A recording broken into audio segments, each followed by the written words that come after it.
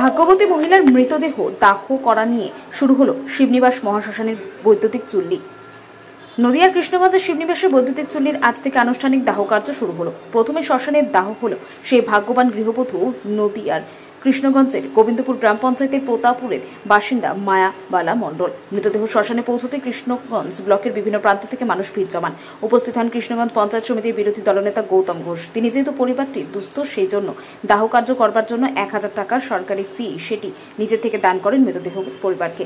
পাশাপাশি যারা মৃতদেহ সৎকার করবার জন্য এসেছিলেন তাদের প্রত্যেককে পেট ভরে মিষ্টিমুখ খাওয়ান।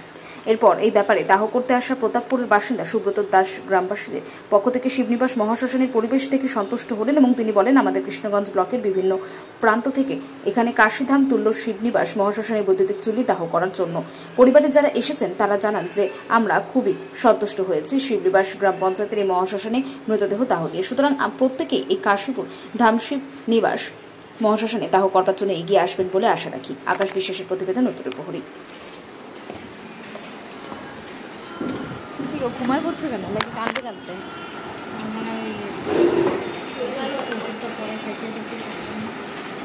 চুলকাচ্ছে। দেহ নিয়ে এসছেন সৎকারের জন্য, কেমন লাগছে? খুব ভালো লাগছে। মানে নবদ্বীপে যেতে যেটা আমাদের কষ্ট হতো, মানে সাধারণ গরিব মানুষের পক্ষে নবদ্বীপে যে যাতায়াত খরচ ব্যবস্থাটা খুবই, তো আমাদের সাধারণ মানুষ গরিব মানুষ সেটা মানে বহন করতে পারতো না। কিন্তু এখন আমাদের এই যে কাছে হয়েছে, এতে আমরা খুবই মানে খুশি হয়েছি। সাধারণ মানুষ এতে খুবই সুবিধা। বলছি, সাংসদ জগন্নাথ সরকার এই উদ্যোগে কি বলবেন?